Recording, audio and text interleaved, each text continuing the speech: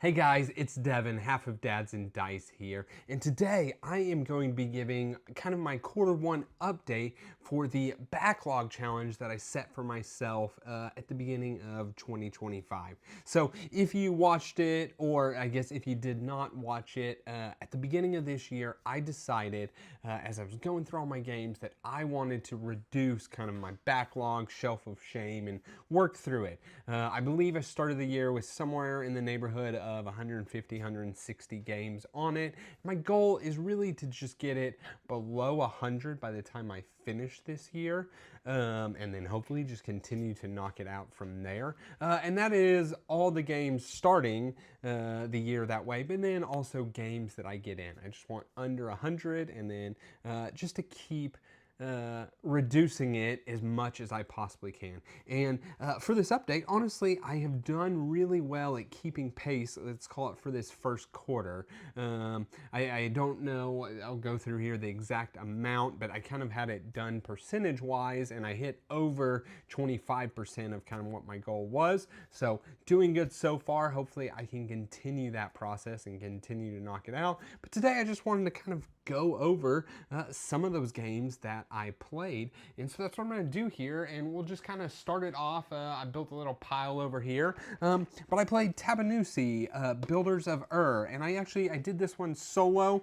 It is, of course, one of the T games, one of the mini T games, and I enjoyed this. I played it obviously for the first time solo, and honestly I just really need to kind of learn for myself that when it comes to these T games, they are a lot to learn and a lot of iconography to begin with, and then the solo typically plays something somewhat different and has its own rules and icons and ways it interacts with stuff, and it's typically just a lot to learn all at once. So I'm probably better off learning the game, playing it multiplayer, and then busting out the solo.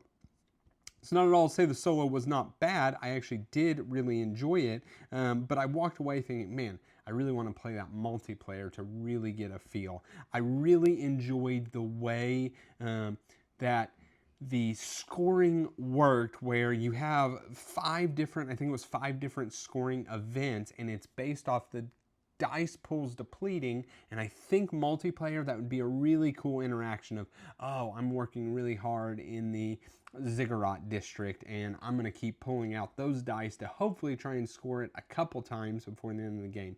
Honestly, really cool just how all of the scoring interacted. Can't wait to play this one some more. Next up, and this is not at all in the order in which I played these, this is just the order I piled them over here. I got to play some Great Western Trail Argentina. So Great Western Trail, I'm going to call it just the system in general, is top, I don't know, 3, 5, somewhere in there games for me.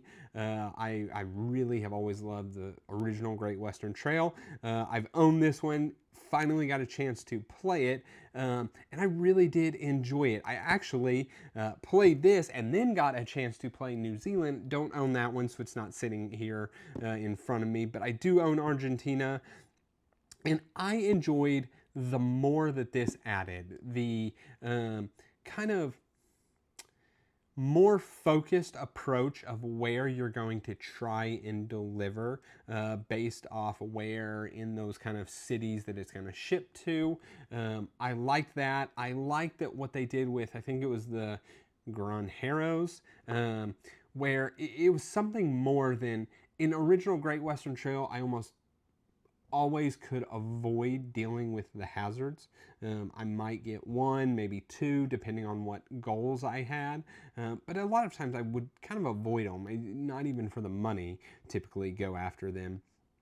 There was a use for them, and it was really cool, and then getting that grain, and then the way fighting them worked with having the strength on the cows. Overall, really enjoyed this. Also enjoyed my New Zealand play, and man, I think it's worth having both the two that I have, just for kind of a different feel of what is ultimately the same game. So yeah, Great Western Trail, Argentina. Paul and I got to play Race for the Galaxy. Oh, look at that! I got a little sticker, 15 bucks. This is one I got in one of the halls, and this has 1,000 expansions in it. So I had to separate all that out because we just played the base game. Now, I don't know that I've ever played this through the app. I might have, I can't quite remember, but I know I played plenty of Roll for the Galaxy through the app. Which I do enjoy. It's a very quick, fast experience. This was fun. We did both enjoyed it. It's just we both kind of said one we probably needed to play several times. We played it on one of our fifth filler Friday frenzies, and we need to play it some more just to. You can probably really bang, bang, bang, get it out quick. No, okay, these are the ones I'm going to activate.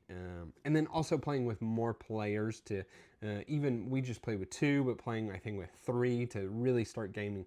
Oh, I think they're going to develop, I'm going to, whatever, produce, I don't know. I think there's more, call it head games or fun that can be had there for sure. Definitely going to keep playing that. Okay, and so another, we'll call it surprise hit for me was It Happens. I actually did not play my copy of this. I actually had no intention of really playing my copy of this. I mean, maybe one day, but I was at a game meetup and we had played a couple games. The night was wrapping up, and the guys I was playing with, one of them was like, hey, I got a quick game that we can play, you know, one final game. And he pulls out It Happens. And I'm like, I own this game. It's sitting on my shelf of shame right now.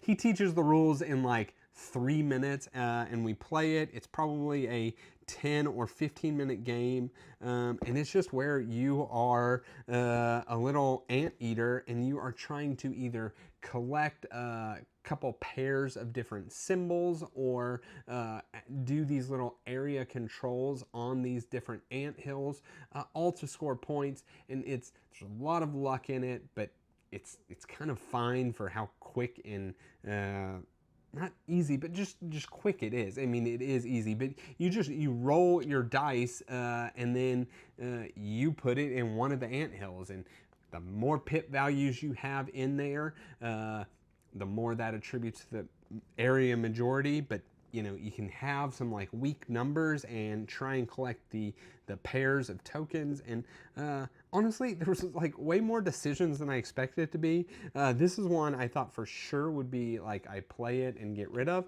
but I'm going to keep it. I think it'll be like perfect for well, like what we did, or even my kids like will be able to play this probably relatively soon. So it was pretty good. We played an old classic Alhambra. So took this over to Lacey's family's house, learned the rules really quick and played it out and enjoyed this game. The way the market works, so you're building out I think you're building out Alhambras is what you're doing, but you're basically collecting different tiles and they're different colors. And there's random scoring events that are going to happen based off kind of how you seed the deck. And it's basically who has the most red cards, who has the most green cards, blue cards. You're going to go through each, and they all score kind of differently. But the big thing was the way that the market worked. There are 4 different colored cards numbered, I think it was 1 through 9. And you could only buy specific cards based on where they sat on this little market mat. And so you may really want one of the red cards, but it takes the blue money to get it, and you don't have any blue money. And it was just a really cool way that the market worked in this thing. Everybody picked it up really quick. It did have the scoring of the outer walls was a bit odd, I'll call it that. It honestly, I was just the one that scored for everybody because none of them understood like what they were scoring for it. But other than that, it was a good game, and we'll definitely play that more. Next up, 20 strong. So I got this, and I got the Solar Sentinels, Too Many Bones, and Hoplomachus Victorum. And so really over January I played Solar Sentinels, February Too Many Bones, and then March Hoplomachus Victorum. And man, if you've watched any of our kind of month-end reviews, you'll probably just hear me gushing about this because I completely loved it. I played so much Too Many Bones. I basically played with all of the different characters.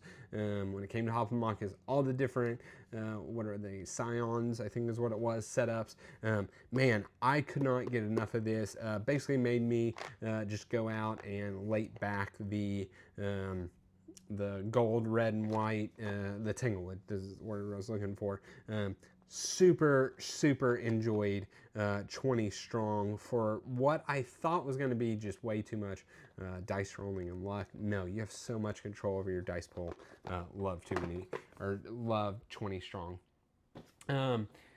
Lacey and I got all of the Chronicles of Crime Millennia series, and so Lacey and I have gotten to play a couple different of the 1400.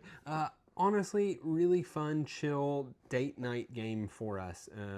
One where after we put the kids to bed, we eat dinner and we just play this. And there is scores, but like we're just trying to solve the mystery. And it's been fun. The first couple we did were, we'll call it really big hits. And then the third one we did, the most recent, sort of a miss. And then more so, we missed some sort of clue and just got totally derailed and lost and couldn't figure it out. But overall, just having a lot of fun using QR codes, scanning, going to locations, questioning like, oh, we should ask that person about the book.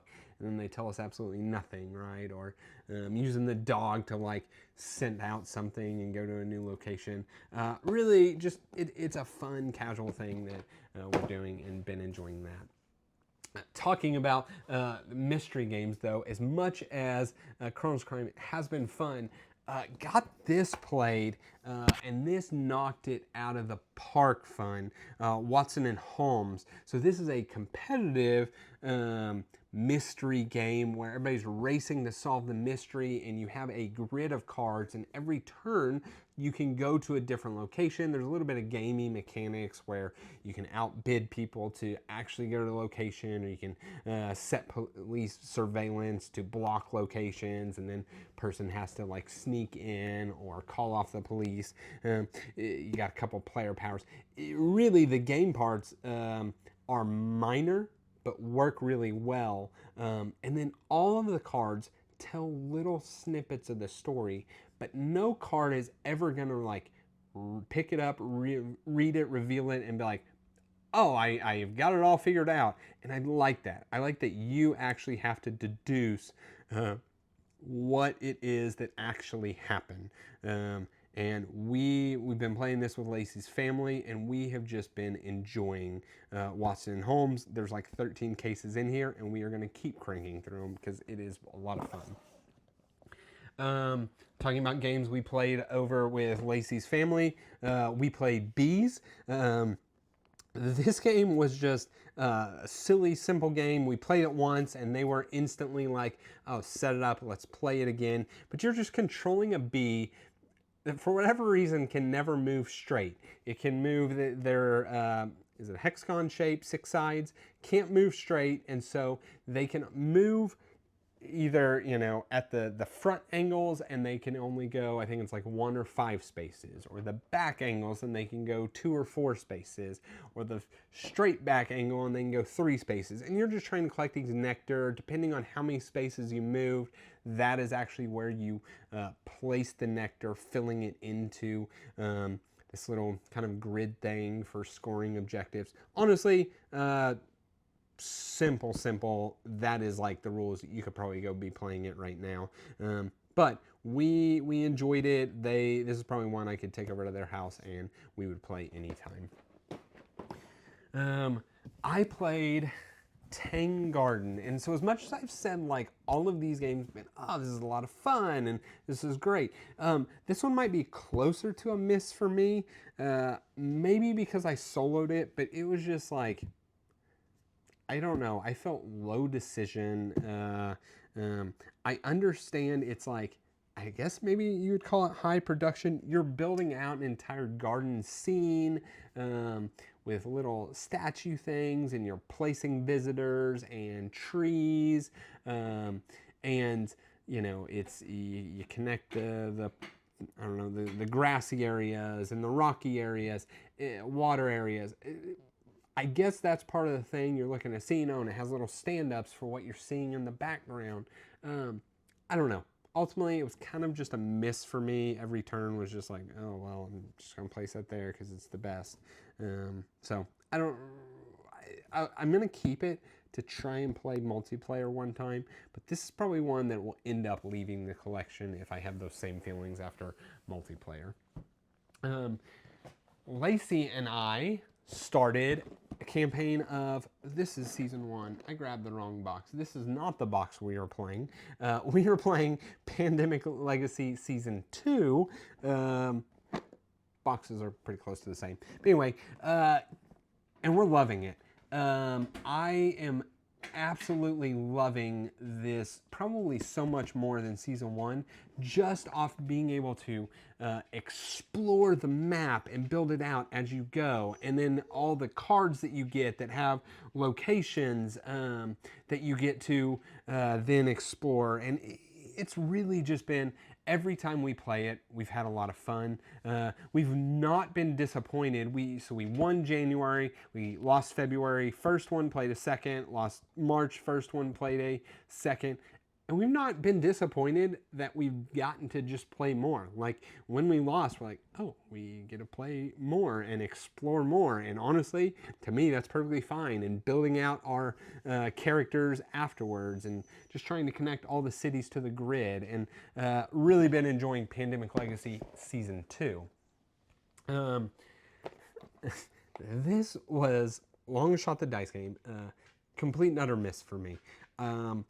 I think it's because I played it solo. I just thought I had some time. It took like 10 minutes, maybe 12. And this game sucked. This game completely sucked solo. I'm going to play it with more people. I think you're right. Sweet spot might be 3 or 4 people. I think it could just like get out of control if you have much more than that, because like every horse would probably like move multiple times on colors and that kind of stuff. If you played it, I think the full amount is 8. But man, this should not be a one-player game. This is, they did that to obviously try and just sell more copies, but it was not good. Do not recommend for solo at all. Next, we have Mystic Market. Paul and I, this is another one we played on our 5th filler Friday frenzy. 5th Friday filler frenzy. Surprised us both. We had a lot of fun with this. Neat how the market was constantly changing. I think even at more players, probably changes more. This is probably one that we will play with our wives and just have a really quick, fun time. Everybody's just trying to fill potions, and you'll be like, oh no, you just made the blue, and it was so valuable, and now it's worth nothing, and I got all these blue in my hand, or however it goes. But really did enjoy Mystic Market.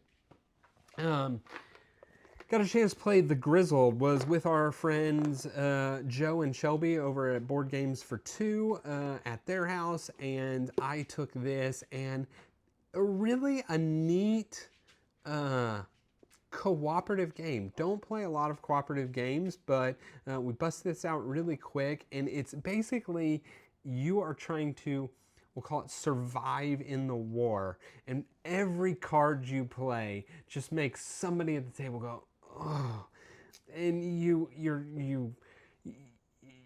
all the cards have symbols, and if you get 3 of any one symbol, you completely lose the round. And so it's like, I played something that had knight and a bullet, and then somebody else played something that had knight and a gas mask, and maybe the next person's like, I only have knight cards in my hand. But it's really, it just worked. It was not tense in a bad way, and there's some other game mechanics. You know, you have an ability that you can use once a game, and When you drop out of a round, you can try and kind of boost up other people's, but you have to vote, and you don't know what other people vote for, and if there's a tie, nobody gets anything. And there was just these little tense moments that made this game a lot of fun, and we all enjoyed it and played it like twice in a row. Played some Masters of Renaissance. This is Lorenzo Il Magnífico. I think the card game is what it's called. Lorenzo Il Magnifico, the card game, Master of Renaissance. I just probably rolled all of the ingredient things or whatever they are. Really cool. It's like so loosely Lorenzo. Like it's Lorenzo in that like you have the cards and the eras, but that's kind of it. To me, did not feel like Lorenzo, but it looks like Potion Explosion with the little marbles, but the way you get the resources, so cool. We played this, another one over with Lacey's family, and everybody just enjoyed it. Every single time somebody got the resources and you moved whatever it was, the blue, and bumped everything, if you're the next player, you're like, no, you messed up the line that I was trying to get, or it was just so cool how that worked, and the resources kind of changed based off where the marbles got pushed. Really did enjoy this game for kind of just, we'll call it a strip down Lorenzo. Okay, and then the last thing I've got here is talking about playing with Joe and Shelby. So we went over there, spent a weekend with them, and Joe knew this was on my shelf of shame, and he loves the Colonist, and we got to play it.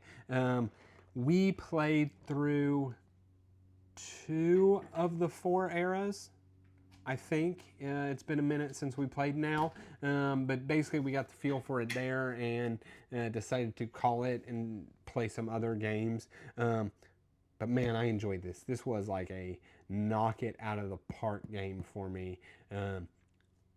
No secret, I love engine building, and just really, really cool how this one works, and how the moving works, and doing was you move 3 times and do 3 actions, and you build out the map as you go, and so there's strategy to that, and you kind of want to be the one that controls building the map so you can put the things that you're doing connecting in the right way that you can take advantage, the way the colonies work to give you the powers, and then the way that the tiles upgrade upon each other, and the green to the yellow to the red, and how the housing work. You can have a housing that has more. You can then turn it into,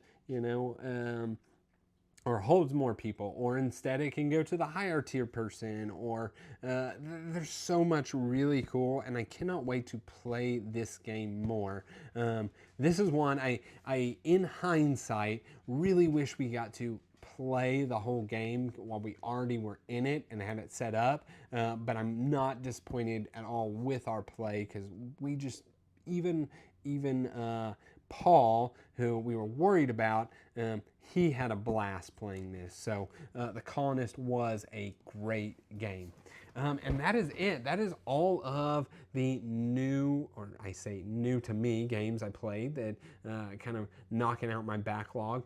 So a couple of things to talk about going forward is I have bought some more games. So I did get a kind of, call it mini haul, where I got, if you can see it, a lot of this stuff on the top road here. I got Glass Road and Agricola, Bonfire, Troyes, Orleans, but honestly, most of those, besides Bonfire, I've played already. They're just games I liked, and I can't even remember. I got a heck of a deal on, I think, about like 15 games or something like that, and so got all of those all at once. A couple other games have come in. There is a game I want to mention here, in that it is, I took this over to Lacey's family, and I tried to learn it, or because when we go over there, I have a lot of, like, we'll call it time, where we're just sitting around couch or whatever, and that's when I can read rule books and learn games. And so I took this because I thought, oh, we'll try it, play it, gets it off my shelf of shame, Inner Compass here. And this game was so terrible to learn that this is just straight up leaving the collection, never being played. The rules were hard to understand. I realized this was going to be very hard to explain to them. This should be a simple game, especially games I play with them need to be simple. And it was like the turn structure was so odd. There was like 5 steps in a turn, and the first 3 steps were moving. But they weren't like, it was like step 1 was optionally to move, and then step 2 was you have to move, and then step 3 was like move a particular way or something like that, and then it was like doing the action, and then there were rules with the moving. It wasn't just symbols like going. There was so much convoluted that I was struggling to learn the thing, and I was like, I'm not reading something that's like knocking it out of the park fun. It's supposed to be an abstract that I just was like, I'm getting rid of this. So you can tell me if I'm missing out on something, but there's almost zero chance I go back to attempt to learn this because I don't even know who I play it with how convoluted it seemed. Games that we are wanting to play, I know we've got lined up to play Voidfall this month. So Paul and I have been talking about wanting to play it, and we're going to try and do something where we play the competitive and play the cooperative. I don't know what we'll do first. We'll probably stream one or the other. But yes, we're going to do some Voidfall. Kanban EV is one I would like to get in this year, but hopefully this quarter. And then we also have BGG here in about a little over a month, and I'm gonna probably try and knock some out there, just because Paul and Joe are the 2 that I play games with the most, and it's a time. But yeah, so far I'm pretty happy with how the challenge is going. And that's really all I've got for this update, just kind of talking about the ones that I have played. So I'll keep it going. I'm going to do an update once a quarter like this, talk to you about the games I played this whole next quarter, do that again, and then we'll make it to the end of the year, and I'll give you all the numbers and kind of actually see how I finish up. But that's all I've got for this one. As always, please like, comment, and subscribe. All those things help us, help our channel grow. See you all in the next one.